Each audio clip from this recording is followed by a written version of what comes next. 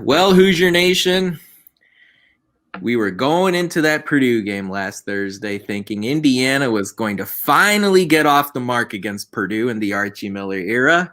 Purdue had won their first 5 matchups against Archie, and they had won 7 in a row going to that game last Thursday, or going into that game with full of hope and optimism, with Armand Franklin returning and Rob Finney looking good off that knee injury.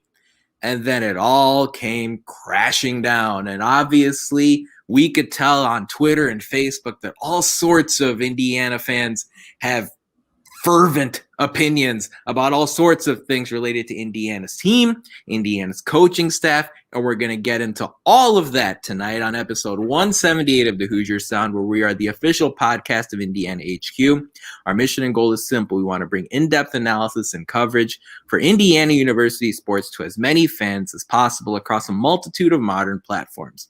We are recording this edition of the Hoosier Sound on January 19th, 2021, where I'm your host, Nithin Krishnan.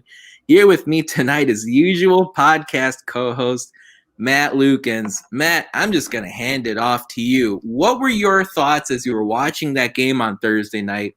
And then what was your initial reaction in sort of the aftermath after the Hoosiers lost by 12 to Purdue in Bloomington?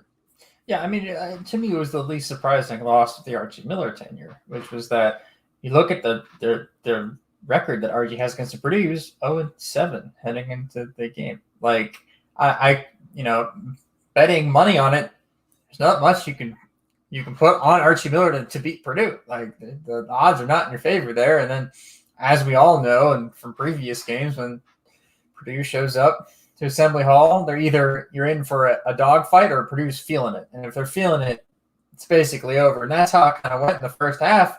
Hoosiers hung around. It was like, maybe they have a chance. And then they got out-muscled down the end. They got out-toughed. And sadly, I feel like that's just the story of the Archie Miller era, is that when we hung in there, we got close, and then we got out-toughed.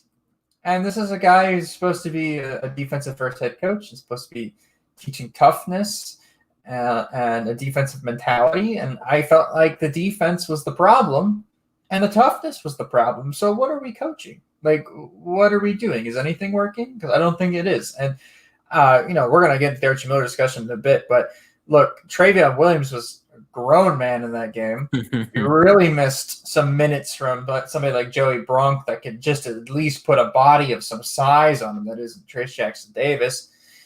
Even though Trace had 25 and 4, former IU recruits, Jaden Ivey, Brandon Newman, doing really well for Purdue, 13 and 12 for Indiana guys, in-state recruits. In-state recruits that we lost to Purdue. And then you look at our in-state recruits, Rob Finney, not a great game. Franklin came back from injury. Who are some other in-state guys that we've recruited? Demezy Anderson is no longer on the team. No. So when you look up and down the roster, you go, okay, the inside and out recruiting strategy, does it work? Yes or no? Mixed opinions, right? Depends on who you're recruiting, I guess. It depends on what school they're playing for. And so it's just tragic because now we're sitting here and it's January 20th or 19th, but it'll be 20th when you guys listen to the episode. Yep. We have a new president and we're sitting here and we're talking about whether we're getting a new coach. And everybody was talking about how year 4 of Archie Miller's era should be the year that we finally take that step back. That we're competing for a Big Ten title. Yep. And like you mentioned before the podcast, Nathan, we're sitting here and we're expecting 8 wins out of Indiana. And I know on a previous podcast, I said 7 to 8 wins is fine to make the tournament. Yeah. But now when we're losing like this, it's not fine. Right? If we're 8 and 12, 8 and 13 in the league, because we will obviously lose in the first round of the Big Ten tournament. We're 8 and 12 in the league, and we lose on some stupid buzzer beater twice, and that's why. That's fine. I live with that. But giving up on your own home court against your arch rivals and just being out toughed, like, that's what they did. The last half of that game, there's no effort. Purdue just outmuscled them, and that's just unacceptable. It's a rivalry game. You're supposed to be pumped up for this. Are you not, Nathan? So I think all of Hoosier Nation was pumped up for that game. I think there's a narrative out there that Indiana fans are getting apathetic, and there may be some instances of that. But overall, at least if you're talking to me about the reaction we get on the Indiana HQ Twitter and Facebook account, the Hoosier Sound Twitter and Facebook account, Indiana fans are as lively as ever. And I'll tell you this much, the idea that they're apathetic, it might be there in a few instances, but overall, I don't see it happening. There's another narrative out there, and you kind of touched on this a minute ago, Matt, about Indiana getting outworked, out-toughed. I was one of the few people there in person Thursday night at Assembly Hall. I'm going to tell you this. It is inaccurate, to say the least, okay? It is inaccurate to hypothesize that the IU players didn't give it their all on Thursday night. And here's the thing. The first 5 minutes of that game, the intensity level was unlike anything that I had seen all season. Those of you listening have to understand, like, myself and Jevin, who's on this podcast occasionally, and a few others of us here at Indiana HQ are one of a handful of people, a few dozens of people that have gotten to watch this team in person this season. I know, Matt, you were in Tallahassee for that Florida State game earlier this year. I watched Indiana against Northwestern. I watched them against Wisconsin in person as well, and I watched them against Purdue. And I don't see any issues. You guys may laugh at me for saying this. I don't see any issues with this team's intensity and fight and desire and level of care. I don't see any problems with that. Maybe in previous seasons, but I don't see that being an issue this year. I think what happened was on Thursday night, and I think this applies to a lot of other Big Ten games Indiana plays. One team comes into the game expecting to win, and another team comes into it hoping to win. And IU is the latter, not the former. Indiana goes into a lot of these games hoping to win. And this all goes back to the level of preparation and the level of practice and the level of attention to detail that seems to be higher at other quality programs around the Big Ten compared to what it is at Indiana. So the narrative that Indiana didn't play hard or Indiana didn't fight, I don't think that's accurate at all. I think on Thursday night, and I think this is something we've seen in multiple instances this season and previous years, Indiana got out prepared and they got out executed. And that's why when we went to bed on Thursday night, Purdue had a 12-point win. So Matt, let's talk about the elephant in the room. Let's get to it. Because I think it's about time we've talked seriously about whether or not Archie Miller is the option, is the right guy for Indiana in the future. Knowing what you know about this season and Archie's previous 3 years, should Indiana move on from Archie Miller in the offseason if, and I want to put some parameters on this, if Indiana finishes the year 13-13, 8-11 in conference play, and loses their first NCAA tournament game. That's what Ken Pom has as far as Indiana's projections right now. So I just wanted to put some parameters on it. If that's how Indiana's season ends, should Indiana make a coaching change in the offseason? Yeah, absolutely. I think so. And I came into the year expecting us to have close to 20 wins. 13 is unacceptable. That's 7 below the benchmark that we wanted to set for ourselves. That as a program, I don't know what we're accepting anymore, honestly, because, yeah, we make the NCAA tournament, but, is that all we've decided to strive for? The benchmark team, the benchmark basically institution of the Big Ten for basketball is Indiana. They make the most money in it. We sell the most tickets, have the best TV revenue for games. Some of the most watched games on Big Ten Network are Indiana games. I think last year the most watched game was Indiana-Michigan State on FS1. Exactly. Yeah, exactly. So what I'm saying is that we should be expecting better. We have the players in the state that are good enough.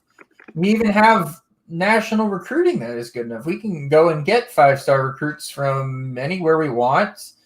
We can compete with the big boys. But we have this mentality of okay, well, let's take small steps.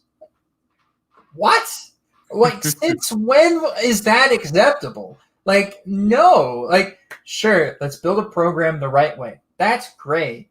But let's build the program the right way while also we're allowed to be impatient. It has been years since I have watched a good IU basketball team.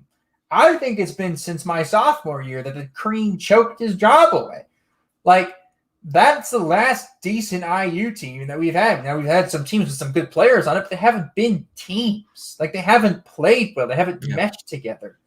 And that's up to your coaches to figure out a way to do that. That is solely their job, is to find players, come to the program, and then figure out how to fit them with what you have. Oh, and improve the players that you do have in your program. Well, yeah. And honestly, that last part is what is the straw that breaks the camel's back for me. Is that when you look up and down the roster, what players under Archie Miller have improved?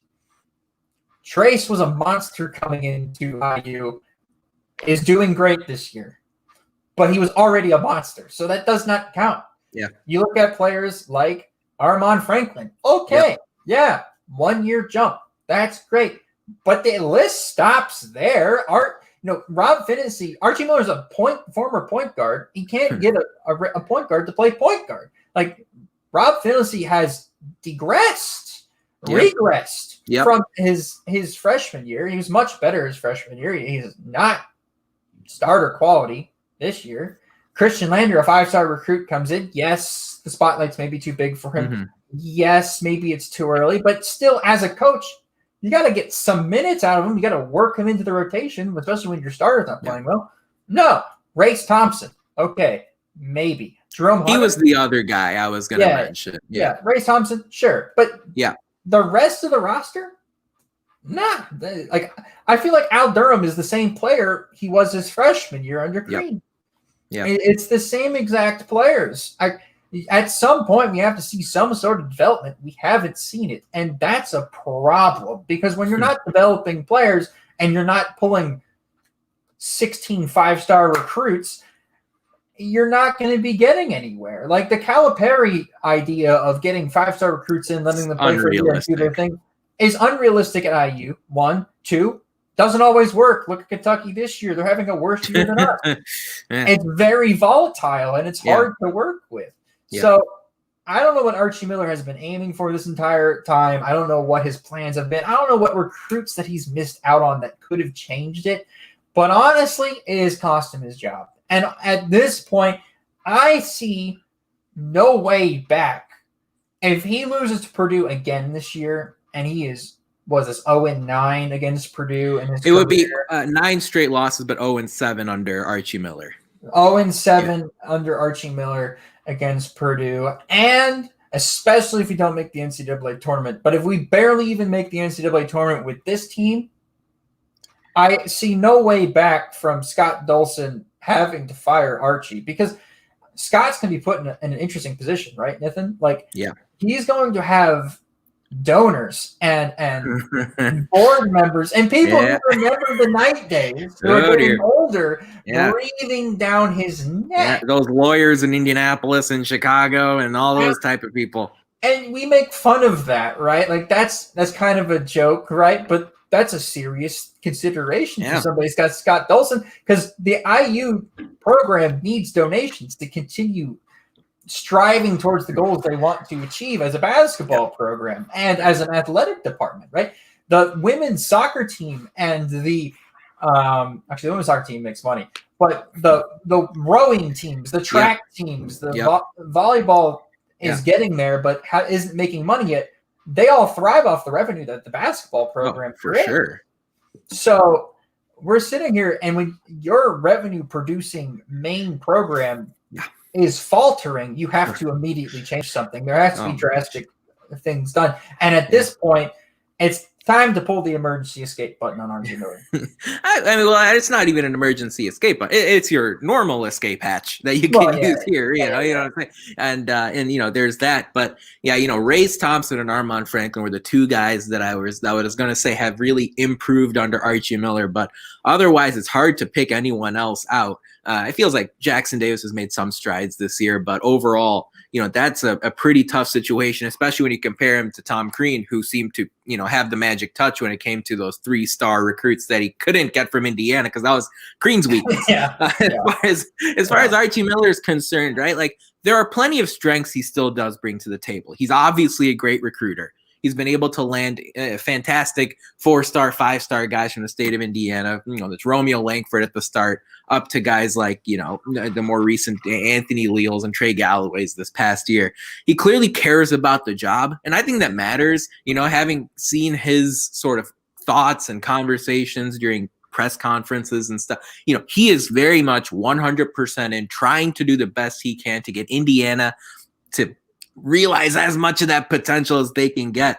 And and this can't be understated. He follows the rules, right? We haven't had any sort of NCAA infractions. Shout out Tennessee football and their McDonald's Happy Meal things. You guys can Google that. I'm waiting on my Tennessee Volunteer Happy McDonald's bag of cash. Oh man, like I said, you guys can Google that later. And look, Archie Miller's had some nice wins, right? Last year they knocked off Iowa in Assembly Hall. They knocked off Penn State, who was a top 10 team. They've beaten Wisconsin in Bloomington a couple years ago. But it just seems like Indiana's either peaked or pretty much where they are right now is their max level. It's just hard to come to terms with that, because I, at the start of the season, said this team was going to win 13 Big Ten games this year, because I looked up and down this roster and I said, wow, Rob Finney is going to make strides senior year. You got Al Durham his junior year. You got Al Durham who's going to make strides his senior year. Trace Jackson Davis returns, and he's going to be a beast as a sophomore, and he is a beast as a sophomore. And Indiana's still struggling to get above 500 in conference play and beat Purdue. Race Thompson's improved. Yet you look at the wins and the losses, and they're just not impressive. The system is what I get back to. Okay, The system is what I keep getting back to when I watch Indiana play under Archie Miller, because it just seems like the ceiling is so low with the offense that Indiana runs. There's very little margin for error, and there's very little freedom allowed to the players to improvise. Everything seems so choreographed and regimented. And so when you go down by 6 or 8 to Purdue, and Matt Painter knows exactly what you're running, it's really hard to come back. There are a lot of other teams where coming back from 6 or 8 points can happen in a minute. Purdue did it tonight against Ohio State to win in Columbus. They've got tricks up their sleeve. And the problem is the Big Ten, this is the case every year, it's really deep. And it's not deep just as far as the players and the teams are concerned. It's deep as far as coaches are concerned. Because your 14th team in the conference is coached by Fred Hoiberg, who has plenty of NBA experience, is one of the most revered minds in college basketball. And Archie Miller's running stuff that worked in the Atlantic 10. And it may be good enough to win you a few games in the Big Ten. And Indiana may go into Iowa City and win on Thursday. They really could. It wouldn't shock me. It really wouldn't. But when it's all said and done, the ceiling for this team just seems to be, especially when you take out those cupcake games like you would have under normal seasons, they're 1 or 2 games above 500, and they scratch and claw their way to getting into the NCAA tournament. Like, put it this way, Indiana's had such a tough problem developing shooters in Indiana. I mean, how does that happen? And look, even when you have someone who's considered to be a good shooter, in Anthony Leal, he had a hot week last week, and then he played 4 minutes against Purdue. And I understand Armand Franklin came back, but how can you be content with giving that talented freshman, again, he's not a scrub, he's the top 100 recruit, top 100 recruit, guy who's put in the hard work, if you ask his teammates. That's what Al Durham said after Indiana lost at Wisconsin. How do you give him just 4 minutes? And it's not like a Christian Lander situation. If you bench Christian Lander, I understand that, because Christian Lander's really struggled during his time on the floor. But Anthony Leal, all he's done is come in and hit jump shots from the perimeter, which your team has desperately needed for 4 years. And then he only plays 4 minutes. And that, to me, is where I take a step back and I say, look, it's a lot of big picture stuff, and I want to stay away from really digging into the numbers tonight. And like you guys have heard so far, we haven't really gotten into the statistics and the Ken Palm ratings and the percentages and all that sort of thing. To me, this is something that just doesn't feel right anymore.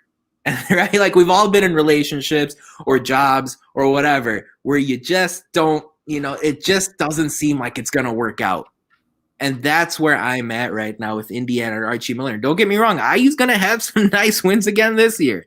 They are. They play a ton of ranked teams, and they're going to lose some of those games. They're going to win some of those games, and they're like I think they're still going to make it into the NCAA tournament.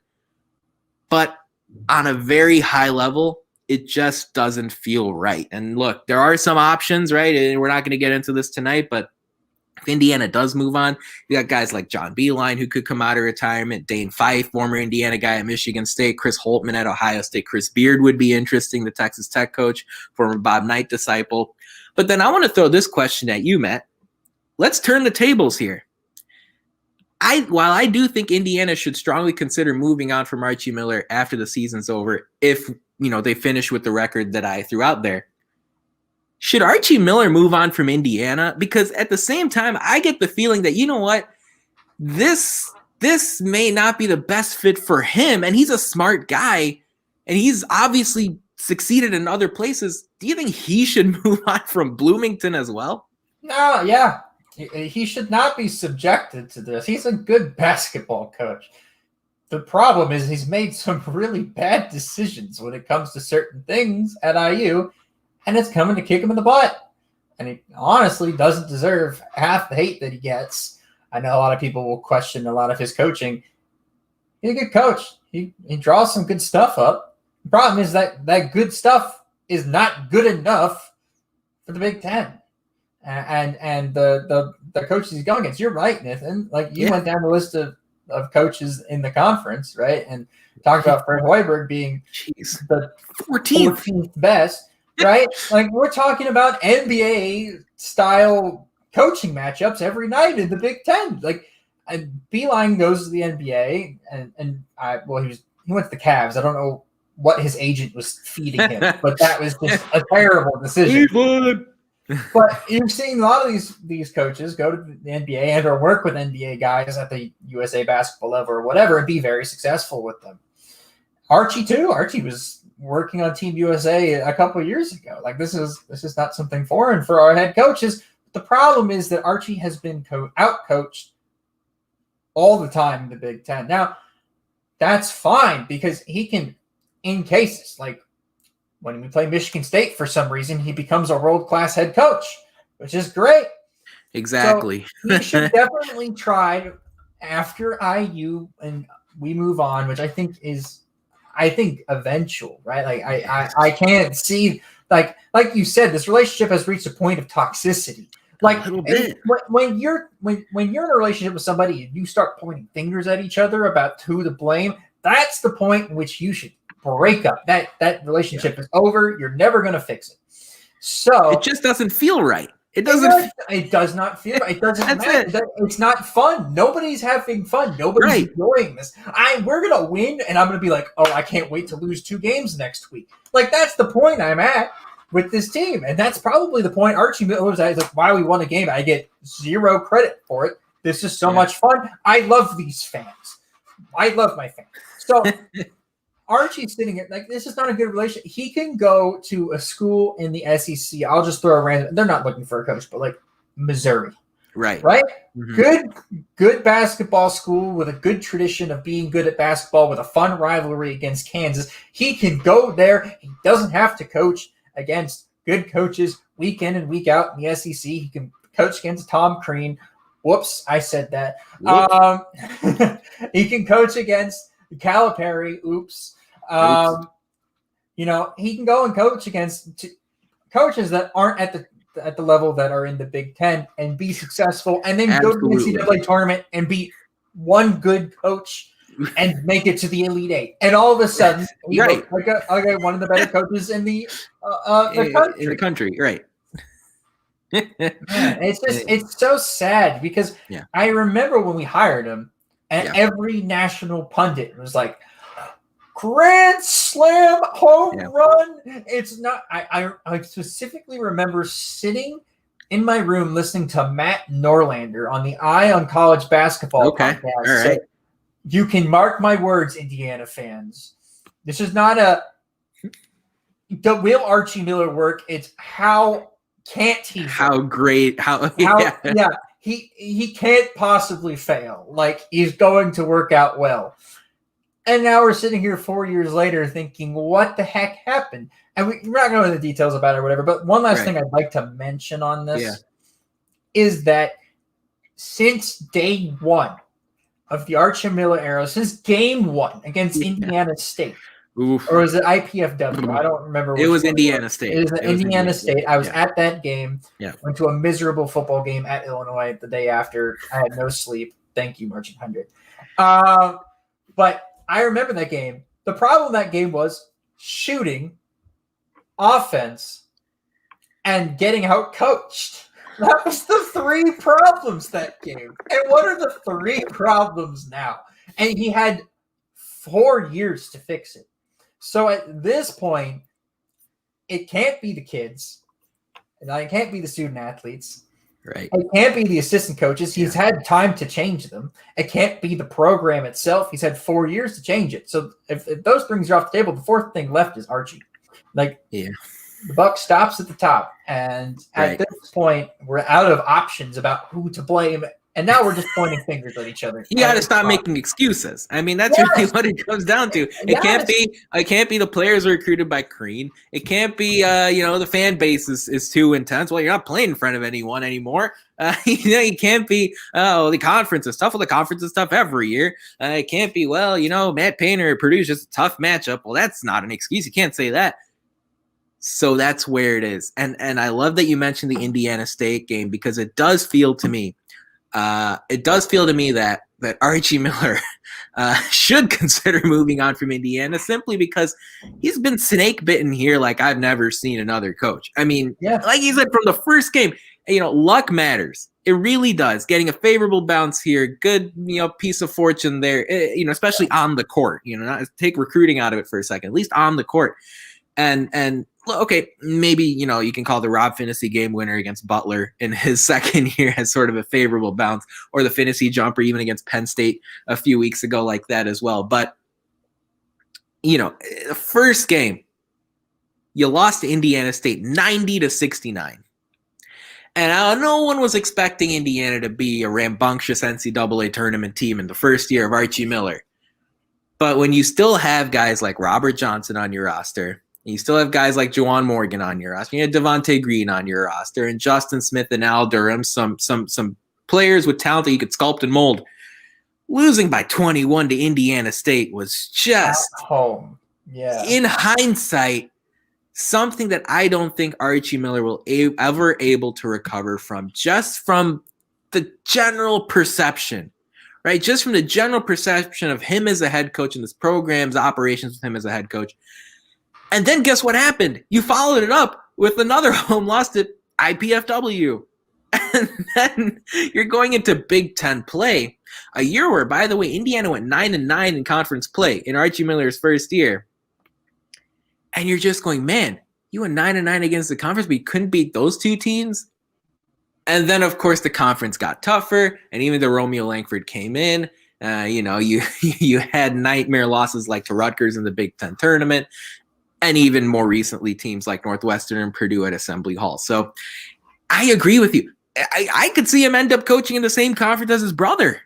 Yeah, I mean, Pac-12 would be good for him. Yeah, I think the Pac-12 would be a wonderful fit for Archie Miller, whether he goes to a school like Washington State or Washington, a couple schools that have really struggled this year. I'm not sure if there's a bigger job that might open up, depending on how the season goes. But his system works when predictability works. Yeah. And the Big Ten right now, you can't be predictable. It's one of the biggest reasons Archie Miller was hired in the first place, because Fred Glass said, let's bring in a guy who would sort of take out the volatility, right? Your crazy wins against number one all-world Kentucky, but then your inexplicable losses to IPFW or whatever.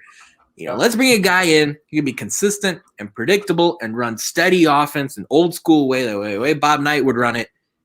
And everything will be smooth sailing. And that stuff works. That's like you said, the SEC or the Pac-12 or the Atlantic 10 where Archie Miller came from. But now it's just impossible.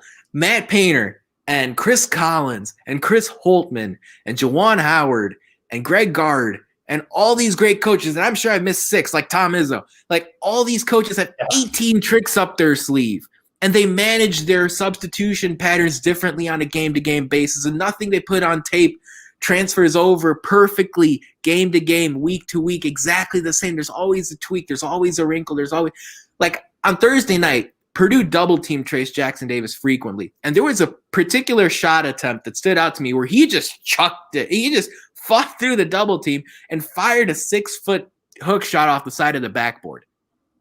And that was something where I looked at, I said, wow, there really wasn't a changeup. There wasn't a curveball. There wasn't a second play. There isn't a second, third, fourth, fifth, sixth, seventh option to throw defenses off guard. And when Trace Jackson Davis fires, it was like a one-handed push shot. Maybe he was trying to get fouled, I'm not sure, but it ended up just glancing off the side of the backboard from 8 feet out. And I was like, wow. This is a lot harder than I think anyone would have expected. So then the next question for you, Matt, the next question for you is this. All this is great. Okay, all this is great. You know, should Indiana move on from Archie Miller? Should Archie Miller move on from Indiana? All that is fine. But will Scott Dolson realistically entertain a coaching change in the offseason if IU, like I said, ends up 13-13, 8-11 Big Ten play, loses the first game of the NCAA tournament? New athletic director, Indiana guy. Forget should he make a change. Will he, if it comes to that, if push comes to shove in April and May? I think it all depends on the boosters. Honestly, us on social media, we can complain all we want, but they know we're addicted and we're going to watch every single game. So that doesn't really matter, honestly. So it has to do with what makes the world go around, and that is money, right? So if the boosters, the people actually donating money every year to IU go, you know, I saw what you guys put on the court last year. Really don't like Coach Miller. I don't think I'm going to give money next year unless you change the head coaches. And enough people say that to them, Scott Dolson's not going to have a choice, right? He doesn't. He needs this money, especially there was no ticket sales this year. They need all the donations they can get this year, because they're trying to supplement a lot of the revenue that they would have gotten from football tickets, which would have been fantastic for the university, by the way, this year, because every game would have been sold out. You look at basketball, maybe not every game would have been sold out, but they would say every game was sold out because of season tickets. IU basketball season tickets are cream of the crop property for the Indianapolis crowd. Yep. So honestly, I don't see how he doesn't, especially in his first year. And he's going to want to put a stamp on the premier program as it is. He was a former night manager. Like, I don't understand why he wouldn't want to go back and try to bring some of that night flair to the Indiana program. And God bless Archie Miller. He's done certain good things for the program. A lot of the infrastructure that has been built around the program has been great. You know, that's both, he has a hand in that, and so does Fred Glass in the past. Yep. Most of the credit can be given to Fred Glass, though Archie does have a say in it. So there's been a lot of infrastructure changes that have been great for the IU program. However, that being said, I think it's time to move on. I think Dolson sees it too. I don't know how at this point he can't. Right. And even if it's like, oh, it might be expensive, if you make the right hire and you're a guy who's an athletic director at a Division I school like Indiana, you think you're going to make the right hire. You're a former night manager, right? Like, you're going to make the right hire. You don't go into that going, well, maybe I might not make the right hire. Like, you have the self-confidence in yourself that you're going to make that right hire. And he knows that he's going to have the ability to do so. And so in the long run, paying that Archie Miller buyout or whatever we're going to have to do to get him out of the contract is going to be worth it in the long run, as long as the brand continues to grow, because we're back at national prevalence. So I honestly don't see any reason why he wouldn't. Yeah, no, I think that's a fair point. And look, you know, it's if there's one guy who knows about the boosters and the donors, it's Dolson. His primary responsibility was with Varsity Club in the years leading up to him taking the deputy AD job and now the official AD job. So yeah, he's somebody who knows exactly what kind of influence those higher up donors can have. And look, he's going to want to modernize Indiana basketball. Scott Dolson's a forward thinker. As much as he's been at Indiana for a while, he's going to want to fire up Indiana basketball to get them back to national relevance. And then, the other piece of the financial puzzle is that contract, like you touched on, Matt. That's the other big piece of the financial puzzle. And obviously there have been a lot of consequences with the dollars and cents for colleges and universities because of COVID-19. The way Archie Miller's contract is structured, what was probably released when Archie Miller signed is that it was 7 years, $24 million. Okay. And he's entering year 5 next season. If you dig in at least a little bit more, the big buyout, the buyout cost is there for 1 more year.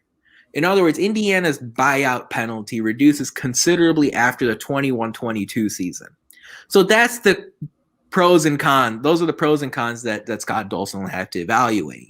Can you go through another year of this next year, fight through it, and say, hey, you know what, the buyout really drops after that, because Archie Miller wanted 5 guaranteed years in his contract, and Indiana wanted Archie Miller to have 5 good years to get his program the way he wanted it. But at the end of the day, will Dolson want his guy? And how much will he stand this type of week to week struggle, especially in Big Ten play where you're facing the same teams over and over again and you get the same results? That's a question where Dolson it'll be really interesting to see how he addresses that. But lots to talk about there with Archie Miller. Again, like I said, Indiana is good enough where they can beat a team like Iowa or Rutgers. But wow.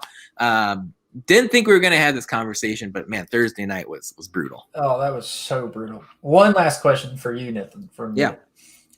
I know we've talked about it behind in back channels, hypothetically, but let's say Archie and IU decide to move on from each other quickly. What's your home run hire in your opinion? Who would you want to see personally? Man. Okay, so the home run hire for me is Chris Beard from Texas Tech. Okay, as far as home run grand slam hire, he's the guy. I watched Texas Tech just last week go into Austin and play a poor basketball game for about 32, 34 minutes against the top 5 team. But they hung in there. We lost to, by the way. Oh, well, everyone's lost to Texas except for Villanova. But then in the final 5 minutes, Texas Tech got up off the mat and stormed back and won in Austin in that rivalry game against Texas. And they just marched off the floor happily as can be, having knocked off their top 5 rival on the road. Yep. Chris Beard would be the home run hire for me. Of course, Texas Tech made the national championship game a couple years ago. That was the last NCAA tournament game that we watched when they fell to Virginia in the championship game. But I guess if you're also asking me, okay, so that's the home run, but the single or the double here, if we're talking about sort of a less pie in the sky idea, Dane Fife. I think Dane Fife would be an awesome guy to bring over. Of course, you kind of hurt Michigan State while you're at it, but that's a secondary or tertiary reason. Fife, obviously, Indiana guy. I love the fact he's a 3-point shooter, so he knows a little bit about the perimeter game. Again, that's where I would look. I'll toss it back at you. Who are you thinking about? Of course, it'll be something if we fast forward to April and we're talking about a legitimate coaching change. But who are your thoughts?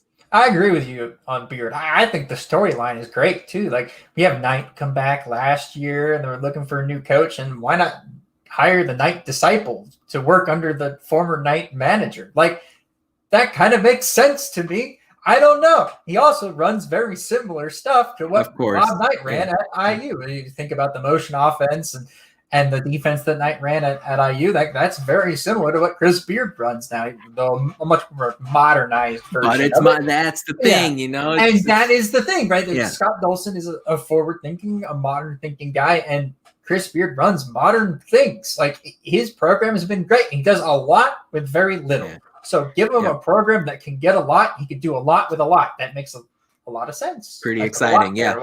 Yeah, Terrence Shannon is a guy who should go in the first round of the NBA draft. He's a Texas Tech freshman that Chris Beard got. So, yeah, modern guy for sure. Yeah, for sure. So, Chris Beard would be number one. My number two, though, I kind of would like to rub it at Michigan's face and get Beeline back to the Big Ten.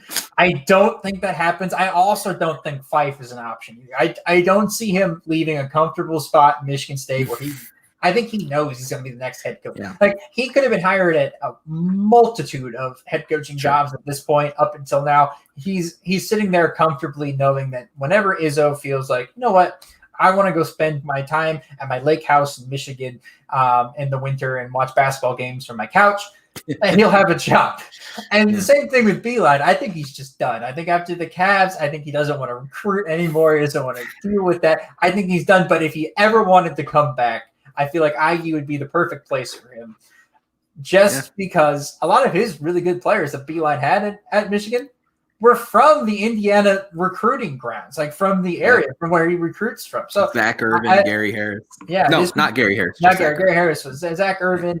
Duncan Robinson was not from the Indiana area, but for whatever reason, I just associate him with Indiana kids, right? Mike Albrecht. Yeah. So there's plenty of guys from the recruiting stamp of Indiana, which is Indiana, Ohio, Kentucky, Illinois, Michigan, that he recruited and ended up doing very well with. So I would like to see a coaching change. I know we talked about this too, but I mean, it's just, man, I feel like it's so disappointing because I don't want it. As much fun as it is to talk about, hey, we could have a new head coach. Who could we get? That's fun to talk about. What's not fun to talk about is the fact that the program is a disaster right now, and it's not going in the direction that we thought it would, and it's very disappointing and hard to watch. So yeah, exactly. Reminds me a lot of sort of the hamster spinning on the hamster wheel, right? It's just you're doing a lot of work here, you're not going anywhere. And meanwhile, the last guy won 2 Big Ten titles in 4 years, turned out a bunch of guys into the NBA who got second contracts and big extensions, making millions and millions and millions of dollars. And even though I know Pacers fans have a little bit of a salty taste in their mouth right now with Victor Oladipo, he's obviously established himself as a big-time NBA player.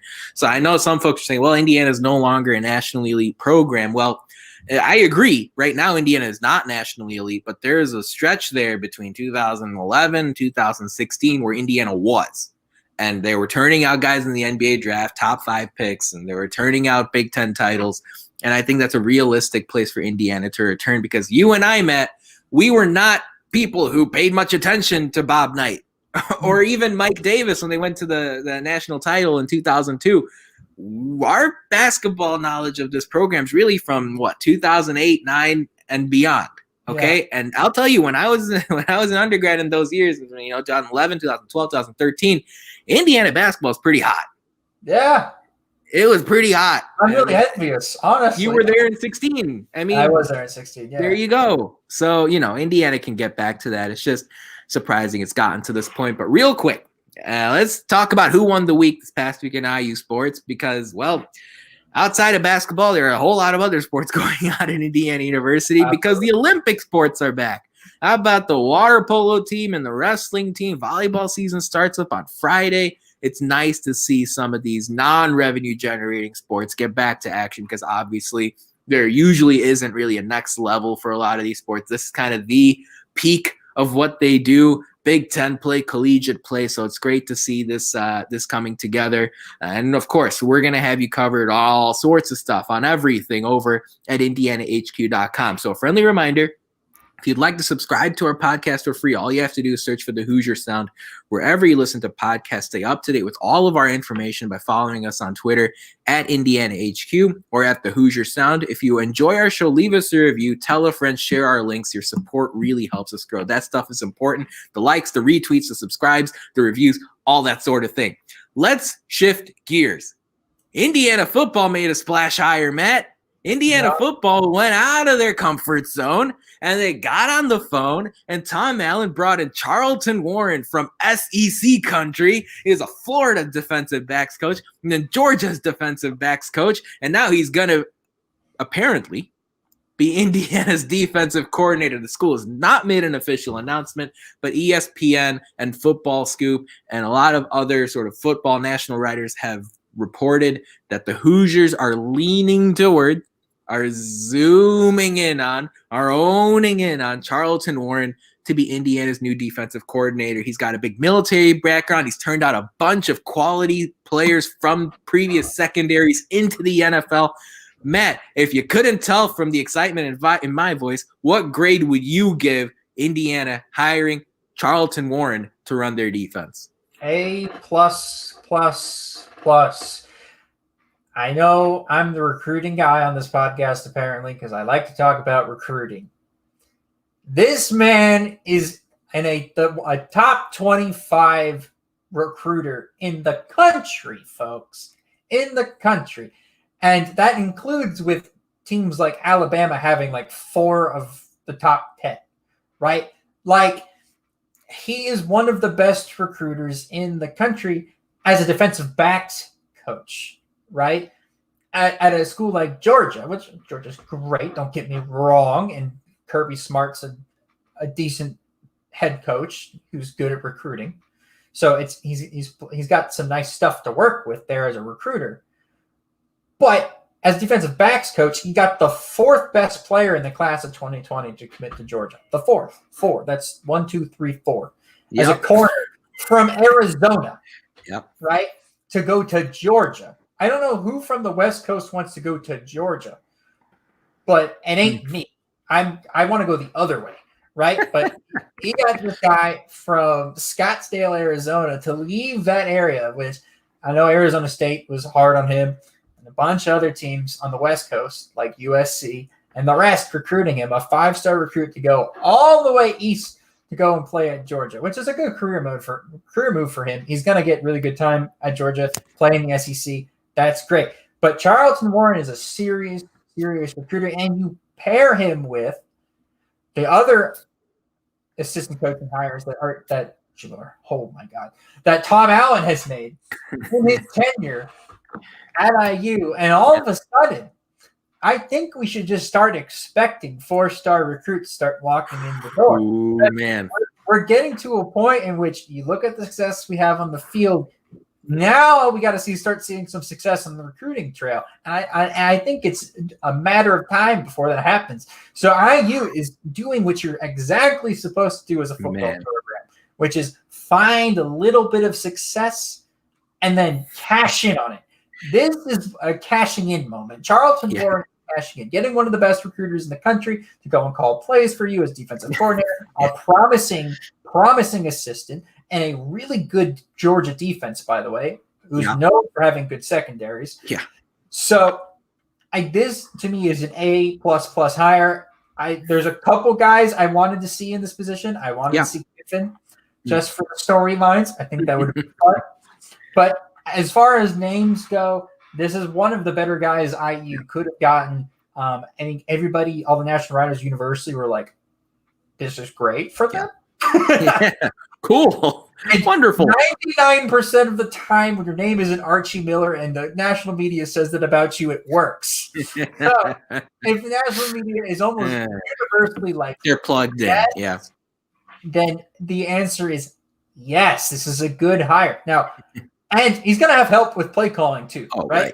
Like he's going to help. It's going to be Tom Allen's defense. They're not going to change. It's not going to be a 4-3. They're not going to change that anytime soon.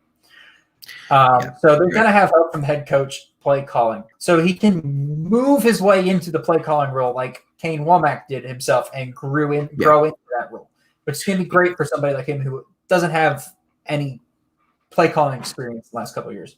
Yeah. Was Chris Kiffin the guy you mentioned there a minute ago? Yeah. Okay. I just wanted to make sure I heard that right. Yeah. I mean, I don't think he gave enough pluses to this hire. I mean, how much time you got? A plus.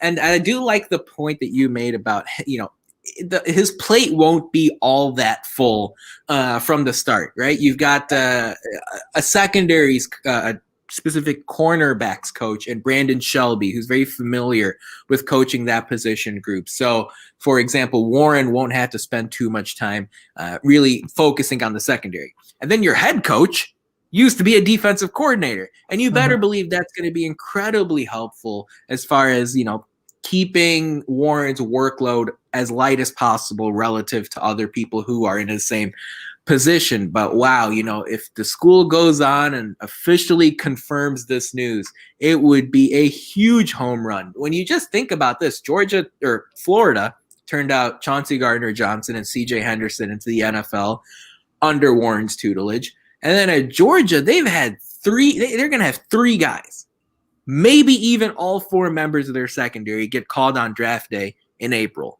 Yeah. And a lot of that has to do with Warren's recruiting and developing and improvement. Just as a defensive backs coach, now as defensive coordinator, you better believe Warren is going to transition over very nicely, both as a play caller and as well as a recruiter. And like you said, his strengths seem to transcend all across the United States. He's landed big-time recruits from California, Arizona, Florida, Louisiana, around all sorts of places in the United States. Obviously, Ohio State's the king in this region. Notre Dame's right up there as well. But even if Indiana's recruiting prowess doesn't match the level of schools like Georgia and Florida and Ohio State and Notre Dame, there is going to be – you don't need to, and there is going to be – it seems like there is going to be a marked improvement, especially on the defensive side of the ball. And by the way, the secondary next year, you can start salivating already. It seems like Tywan Mullen's going to be back. Reese Taylor's going to be back. Jalen Williams, Devon Matthews. The secondary specifically is going to be talented, and they're going to be really, really, really well coached opposing passers in the Big Ten. I've got to watch out, especially when you consider, Justin Fields at Ohio State has officially moved on to the NFL. So, Ohio State will have a new quarterback taking snaps for them next season. But Matt, I was really happy about this hire too. Who's that? Is the Mullen family. Because Taiwan took a chance at coming to IU. Oh, yeah. Ended up a freshman All-American. Mm-hmm.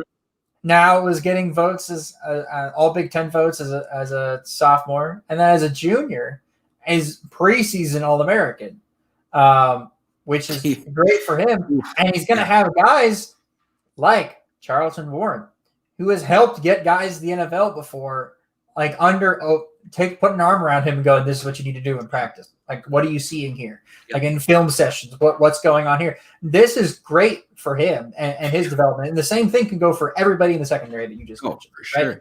Right? Like this is a great resource for them, and is honestly something that other coaches can sell to the kids in recruiting. And it's like, look, you come here. Look, you might not like where we're at right now, but you ask them if they saw that what we were going to have in 2 years when they came in and the rapid growth that we're having as a program, why wouldn't you want to buy in? Because you're going to put the work in, and then we're going to reward you for that work by getting somebody who's a world-class coach and a secondaries coach come in and help you get you to the NFL and get you toward chasing that dream.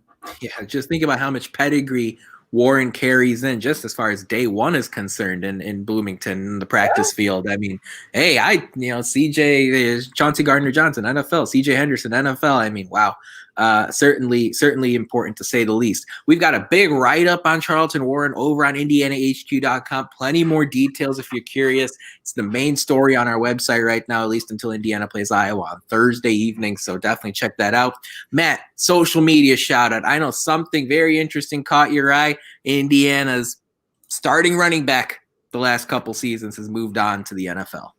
Yeah, Stevie Scott on to the NFL, posted on his Twitter feed that he was going to be leaving, and one of those nice IU graphics that the Cuban Center makes for them, which is always nice. By the way, shout out my friend Andrew who works there, who's watching the podcast.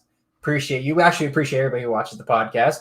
And if you want to watch the podcast, that's at YouTube at IndianaHQ, and then you can find us everywhere but Instagram at IndianaHQ, and then for Instagram it's Indiana.HQ. That's right. So go follow us, give us our follows. Likes are appreciated. Comment if you want, if you're feeling comfortable that way. But yeah, back to the Stevie Scott thing.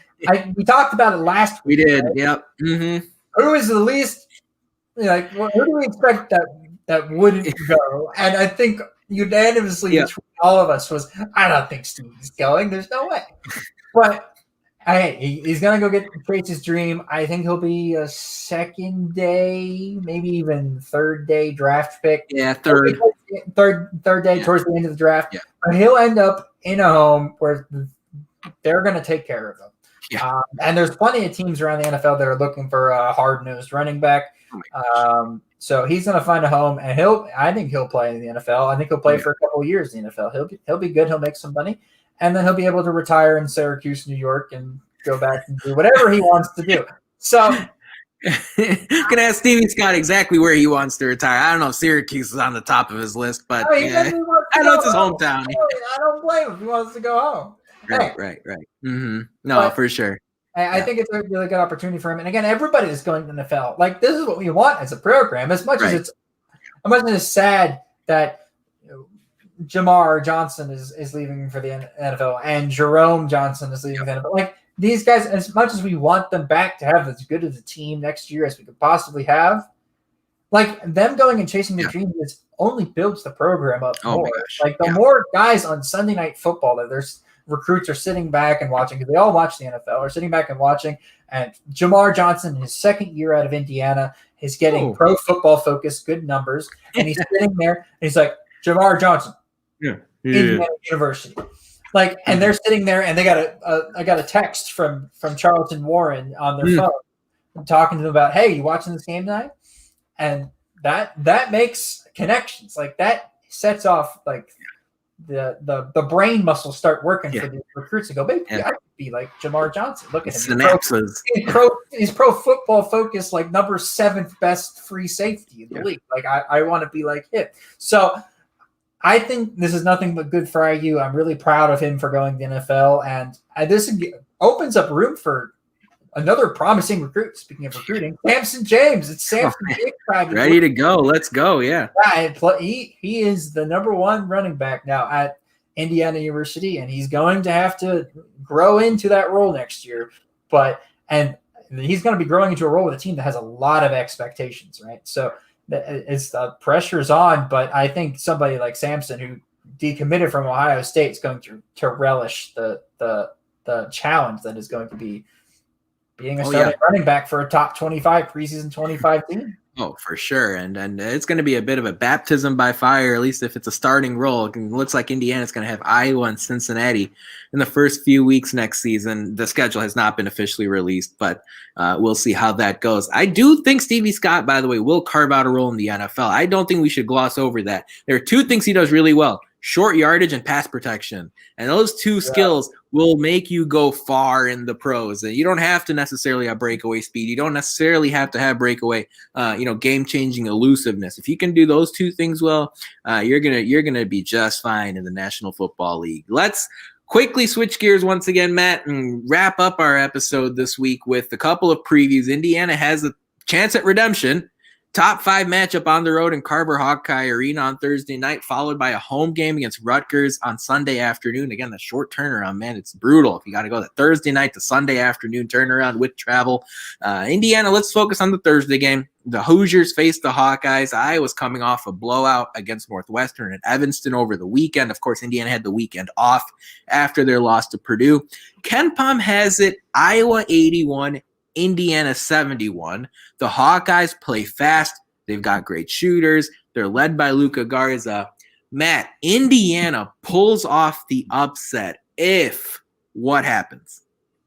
If Iowa all of a sudden loses their 3-point shooting. If Iowa goes cold, Indiana has a chance. If Iowa, like I expect them to, comes out flying out of the gates 3-point shooting in a system that Archie Miller runs that gives up 3-pointers, we're going to have a hard time. We've seen Trace Jackson-Davis struggle to guard people on the perimeter, especially stretch threes. We saw it last year with Jaden Smith from Maryland, and then we saw it with him playing Luka Garza last year. Luka Garza hasn't changed. If not, he's gotten better. So, and the team around him has also gotten better. Jordan Bohannon's back, who I have nightmares about from watching him play against us my senior year of college. So and that was 2 years ago. So I really, really don't think we have much of a chance against Iowa on Thursday. They're 12-2. They're number 4 team in the country. if there's ever a time for Archie Miller to figure something out Yeah. and fix something, you talk about luck, this would be the moment, right? Like he has to find some sort of luck now, because if we can win this game, then okay, maybe all of a sudden, all right, let's take a deep breath, right? But I don't think that's possible, and I think Kent Baum's being very generous putting it at a 10-point game. So. Yeah, and look, what it comes down to for me is if Indiana does get lucky, like you said, if Iowa starts 7 for 9 from 3 like Purdue did, there's gonna be a problem.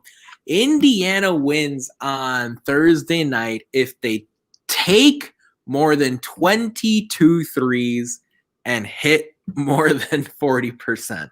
And look, I know that's ridiculous, but to a degree, that's the recipe that actually had them almost knock off Wisconsin in Madison a couple of weeks ago. In that game, Indiana went 8 for 21 from 3, and it was a double overtime contest. For whatever reason, Indiana stopped taking threes in the second half against Purdue. In a game where they played from behind the entire second half, Indiana took 1 3-pointer in the first 18 and a half minutes out of the 20. And look, I understand Indiana fans can look at this team and go, they're not a great shooting team, and they're not. But they're not they're an average shooting team. They shot 33% from 3 going into that game against Purdue. And Purdue shot just 30% going into that game on Thursday night. But guess what? The only way you can make them is if you take them. So that's the recipe for me as far as Indiana is concerned on Thursday night. And then you've got the turnaround against Rutgers on Sunday afternoon. That game will be in Bloomington. Rutgers is Ken Palm's 40th ranked team. Indiana's 32nd. So Indiana's actually favored to win this game, 69-66, even though Rutgers has been in the top 25. I think even the top 15 at points this year. They're led by Ron Harper Jr. Matt, Rutgers doesn't take many threes. It's probably going to be a rock fight. If you look at this matchup, Indiana's basically got to win this game if they want to keep their season sort of going in the right direction. Who's got to step up for IU to win this game against Rutgers on Sunday afternoon? Who's got to be the guy outside of Trace Jackson Davis that really brings it to knock off the Scarlet Knights? We need some shooting help. That's what we need. So as bad as it may sound, somebody like Anthony Leals, and he's going to need to get minutes, and he's going to have to do well with the minutes he gets. The bench is going to need to step up because the starters aren't cutting it. So the bench is going to need to win their matchups against the bench to keep the game even close, so that Trace down the stretch can help muscle the team to victory, right? So it's Trace versus the world. Well, he needs a little bit of help from the bench. I think, if you can get a couple points from Jerome Hunter off the bench, and he plays some decent defense, you get Anthony Leal to come in and get some points. Trey Galloway gets some points, because we know what we're going to get from Amon Franklin now, a couple games in, and he should be healthy by then and back starting. We know what we're going to get from Trace Jackson Davis. And sadly, we know what we're going to get from the rest of the starters, even though Race Thompson's been pretty good, and Rob Finney. So we're going to need the bench to come up and show up big. We're going to need some help off the bench. So I would say the bench needs to show up. Yeah, I like that idea. Rutgers, by the way, they're going to have a short turnaround as well. They're scheduled to play Penn State Thursday night on the road, and then they've got to travel to Bloomington. So even though Indiana's got a short turnaround, it's something that Rutgers is dealing with as well. If you ask me, Matt, the scheme for this game, Indiana's got to be smart. Because, again, your game plan does have to change on a day-to-day, game-to-game basis. Rutgers shoots 57% from the free throw line on the season. So if you get beat inside and you give up position to a guy like Miles Johnson in the paint, foul him. Don't allow them to get easy layups. And if you're Archie Miller, you've got to give a long leash for guys that are committing fouls, because in this game, that could be a smart play. I know it's strange to think like that, but fouling in this game could be a smart play. Miles Johnson went 0 of 7 from the free throw line when Rutgers lost to Michigan State by 23 earlier this month. So they have guys who really struggle to knock down free throws. If you thought Indiana had a tough time making those shots, Rutgers has an even bigger issue. So that's what I'm looking forward to when Indiana plays Rutgers on Sunday. That's at noon Eastern on BTN. So, Matt, you got through a lot here tonight. There's a lot to think about, a lot to brood over. What are your closing thoughts here as we wind down on this Tuesday evening? I mean, I know a lot of us are tired of the Archie Miller era. However, if you are tired of the Archie Miller era, don't take it out on the players, right? And that's my key message to everybody out there is it's disappointing, but it's not the players' fault at this point. It's not. Don't go on Trace Jackson Davis social media when he's tweeting something funny with Armand Franklin and be like, why didn't you win Tuesday? Yeah,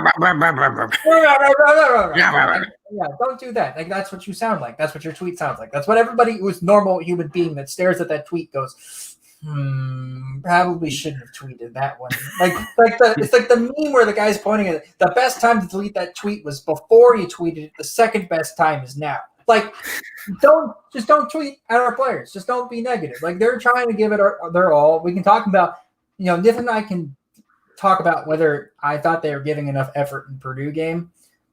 That's fine, but you don't need to tweet about that at them. They know. They sit back and they go into film sessions. They have coaches tell them that they weren't.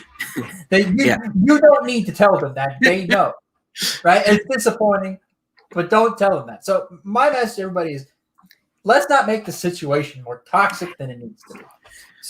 And when it comes down to the end of the year, let your voice be known. If you've been disappointed in the season, leave it till then. But until then, let's support the team. Let's get excited about what's happening with the football program. Let's get excited about what's happening with our Olympic sports. And let's hold out a little sliver of hope that the basketball team might turn around and that this discussion and that this podcast 3 years from now will be a laughing stock. Because I'm really hoping that's the case. Yeah. By the way, glimmer of hope also for the not glimmer, a big time hope also for the women's basketball team who continue to dominate pretty much the entire Big Ten except for Maryland. The Hoosiers have 2 big games coming up. They've got Northwestern at the same time. Indiana plays Rutgers on Sunday afternoon on ESPN2. So you can keep switching back and forth between BTN, ESPN2, watch the men and the women play. But look, hey, desperate times call for desperate measures. And here's the deal. Indiana's got, I believe, 12 games left. And pretty much every one of them is either against a ranked team or a team that's already been ranked at some point this season. Yep. So you've got plenty of opportunities to get back up off the mat. Or sort of rescue a sinking ship, if you want to use a more urgent metaphor. Indiana's going to have a ton of chances. It starts Thursday night against Iowa, continues Sunday against Rutgers. A week later, you get Michigan on the road, and Minnesota showed you can beat Michigan even if they're undefeated or whatever. So Indiana's got talented players. They've got a smart coaching staff. And as much as it's been difficult to watch this team lose to Purdue or lose to Wisconsin like they've done previously, they can completely rewrite the script for the rest of the season. Do I expect it to happen? No. But like I did say earlier, Indiana is capable of beating anyone they play. And they're also capable of winning a few of these games down the stretch because they're going to. They're just going to. They have too much talent and too much smarts on that coaching staff go winless the rest of the season. I don't anticipate a 12-game losing streak or whatever that we had. Oh my goodness! That we had a couple of years ago. So that about wraps it up for our 178th show of the Hoosier Sound. Thank you so much for joining us. We really appreciate your support. Thank you to our live audience. You are all beautiful people. To hear more fantastic episodes like the one you heard today, be sure to follow us at Indiana HQ or at the Hoosier Sound to make sure you don't miss any in the future. Or you can also go to our website, indianahq.com, to find everything in one place. But as always, thank you for listening, Hoosier Nation, and we'll see you